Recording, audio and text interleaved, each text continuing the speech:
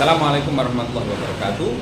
Perkenalkan, nama saya Muhammad Wak Najib, Latsar CPNS golongan 3 tahun 2025, angkatan 37, kelompok 2, nomor urut 12. Saya menempati jabatan sebagai penghulu di KUA Kecamatan Prambon, Kabupaten Sidoarjo. Sebagai implementasi dari core value ASN yang mana di dalamnya ada kompeten dan ada salah satu kata kunci yaitu ahli pada bidangnya. Penghulu dituntut selain memahami undang-undang ataupun peraturan tentang pencatatan pernikahan ataupun perkawinan, juga tentang fikih munakahat dan lain sebagainya. Penghulu juga harus beradaptasi, menguasai teknologi, menguasai media. Pada kali ini kita akan melihat bagaimana kita membuat media gambar untuk sosialisasi tentang PMA nomor 30 tahun 2024.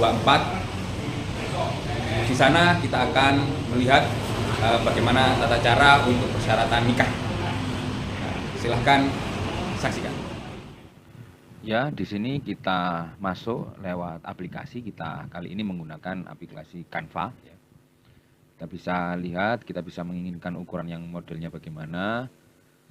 Ini bisa, karena ini menggunakan, perlu diketahui ini menggunakan Canva yang sudah pro, jadi bisa kita edit seluasa kita, bahasanya seperti itu. Karena ini kemarin sudah kita buat template-nya, jadi tinggal kita balik saja. Langsung kita di sini mau menggunakan pamflet yang nantinya di-share di KUA dan di media sosial dan di grup-grup WhatsApp tentang PMA nomor 30 tahun 2024, persyaratan atau pendaftaran nikah. Di sini kita membuat yang awal yaitu adalah memasukkan logo Kementerian Agama yang dimana KUA termasuk bagian di dalamnya. Dan kita kasih keterangan Kantor Urusan Agama Kecamatan Prambon, Kantor Kementerian Agama Kabupaten Sidoarjo. Pendaftaran nikah ini tinggal ngeklik saja nanti jadi yang bisa masuk menggunakan Canva Pro tinggal klik saja apa yang diinginkan, bisa kita juga edit fontnya, ukurannya, dan lain sebagainya. Pendaftaran nikah berdasarkan PMA nomor 30 tahun 2024. Syarat administratif, kita masukkan, kita ketik. Nah, ini saja saya ingin semua syaratnya ini. Saya bacakan, 1. Surat pengantar nikah atau N1 yang dikeluarkan dari desa atau kelurahan. Terus kedua yaitu permohonan kehendak nikah atau N2. Selanjutnya yaitu persetujuan calon pengantin atau N4. Surat izin dari orang tua N5 jika calon pengantin kurang dari 21 tahun. Terus fotokopi calon pengantin, wali nikah, dan 2 orang saksi. Ini harus, karena biasanya 2 orang saksi ini lupa, tidak dimasukkan. Fotokopi kartu keluarga calon pengantin dan wali nikah. Selanjutnya fotokopi akte kelahiran, pas foto 2x3 4 lembar dengan background warna biru. Surat keterangan sehat dari fasilitas kesehatan, ini perlu diketahui fasilitas kesehatan ya Bu. Jadi bukan hanya puskesmas, tapi klinik pun juga bisa. Terus fotokopi surat nikah orang tua, ini untuk dicek juga bersamaan dengan akte itu tadi, terutama di anak pertama yang perempuan, karena berkaitan dengan wali nikahnya.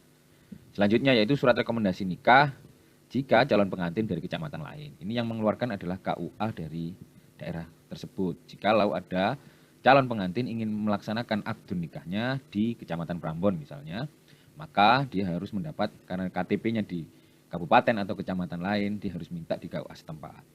Terus akta kematian bagi duda atau janda ditinggal mati. Untuk yang masih hidup yaitu cerai hidup, akte cerai asli jika calon pengantin berstatus duda atau janda cerai hidup. Terus surat izin kawin dari atasan jika dia adalah anggota TNI ataupun Polri. Dispensasi dari pengadilan jika calon pengantin kurang dari 19 tahun, penetapan izin poligami dari pengadilan jika beristri lebih dari 1, surat dispensasi camat jika pendaftaran kurang dari 10 hari kerja. Jadi kalau pendaftarannya kurang dari 10 hari kerja harus dapat surat dispensasi. Mungkin karena apa? Karena ada kendala atau mungkin butuh dipercepat, maka harus ada surat dispensasi dari camat kalau memang kurang dari 10 hari kerja. Terus selanjutnya yaitu surat keterangan wali nikah atau pemeriksaan wali nikah, dan yang terakhir yaitu penetapan dari pengadilan jika wali nikahnya adol atau enggan atau tidak berkenan menjadi wali nikah. Next, pernikahan campuran. Pernikahan campuran ini dengan WNA berarti. WNI dengan WNA. Harus ada 1 surat kedutaan perwakilan dari negara yang bersangkutan. fotokopi akte kelahiran, akte cerai atau akte kematian bagi duda atau janda, seperti yang atas tadi. Kalau masih hidup berarti akte cerai hidup, kalau akte kematian berarti akte kematian bagi yang suami atau istri yang meninggal. Fotokopi paspor, terus data orang tua warga negara asing.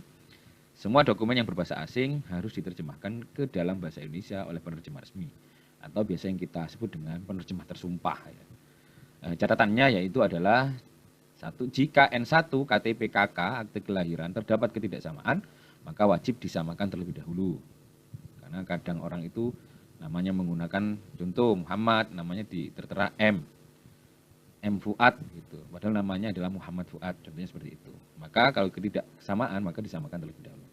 Jika terdapat perbedaan formil dan material, maka diberikan penolakan yaitu N7 untuk kemudian diperbaiki sesuai material pada instansi terkait. Ya, jadi membuat ini. Selanjutnya untuk mempermudah juga yaitu adalah scan SIMK. Jadi di sini kita siapkan barcode yang mana ketika kita scan barcode tersebut kita akan langsung masuk ke aplikasi SIMK yang terbaru. Jadi bisa didaftarkan lewat rumah, lewat manapun. Ini SIMK se-Indonesia. Dan yang kedua adalah scan berkas. Kebutuhan berkas tersebut itu filenya kita masukkan kosongan ya, yang belum ada nama dan sebagainya. Filenya kita masukkan dalam satu Google Drive. Lah, Google Drive-nya kita buatkan QR Code. Jadi ketika QR Code ini di-scan, nanti masyarakat yang akan mendaftarkan lewat SIMK dan scan berkas ini nanti tinggal diambil, dilihat saja kebutuhannya apa saja di Google Drive itu ada semua kebutuhan tentang perkawinan, pernikahan, diambil saja, nanti ketika Rafa setelah ngisi SIMK tinggal datang ke KUA. Perlu diketahui juga kalau nikah di KUA gratis dan kalau nikah bedol atau nikah di luar KUA adalah 600.000. Dan itu langsung ditransfer lewat bank. Dan jangan lupa meng-add atau meng-follow akun KUA Prambon. Ya, kita masih punya cuma Instagram ya, yang @kuaprambon.sidoarjo. Monggo di follow, monggo dijak pertemanan di add. Nah setelah ini jadi, langkah selanjutnya itu kita simpan.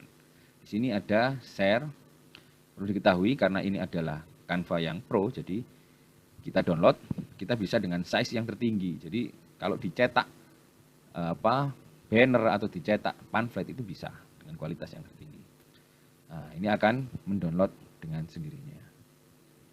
Setelah mendownload, nanti kita kasih nama, tulis saja KUA Prambon misalnya.